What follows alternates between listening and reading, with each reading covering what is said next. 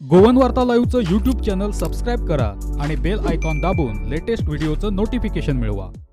बातमी आहे अपघाताची। ओल्ड गोवा बायपास रोडवरती झालेल्या भीषण अपघातामध्ये गुरुवारी एका पोलिसाचा मृत्यू झालाय।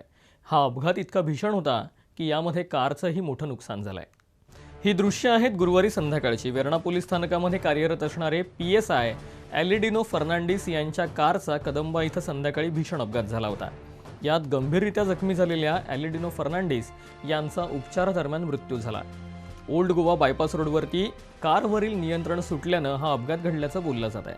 हा अपघात इतका भीषण होता की यामध्ये गाडीचंही मोठं नुकसान झालंय। त्याचप्रमाणे गाडी ज्या इलेक्ट्रिक पोलला धडकली त्याचंही प्रचंड नुकसान झालंय। GMC मध्ये अपघातात गंभीररित्या जखमी झालेल्या PSI वरती उपचार सुरू होते, मात्र उपचारादरम्यान त्यांचा मृत्यू झाल्याची माहिती समोर आली आहे। एलिडिनो फर्नांडिस हे वेर्णा पोलिसांमध्ये कार्यरत होते, पण पणजीत ते राहायला होते अशी ही माहिती मिळते। ओल्ड गोवा बायपास रोडवरती संध्याकाळच्या सुमारास GA09A8778 या नंबरच्या गाडीचा अपघात झाला। ही गाडी एलियत अनिश फर्नांडिस यांच्या मालकीची असल्याचं कळत आहे।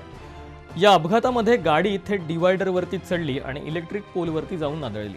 कार चालकाचं गाडीवरील नियंत्रण सुटल्यामुळे हा अपघात घडल्याची प्राथमिक माहिती समोर येते।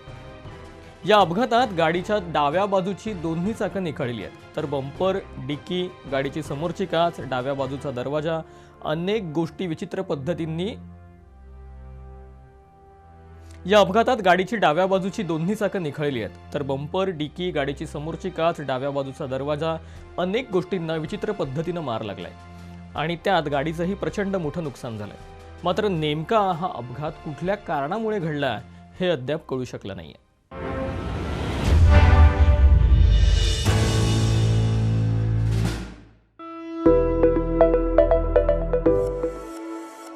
ऑनलाईन क्लास असल्यानं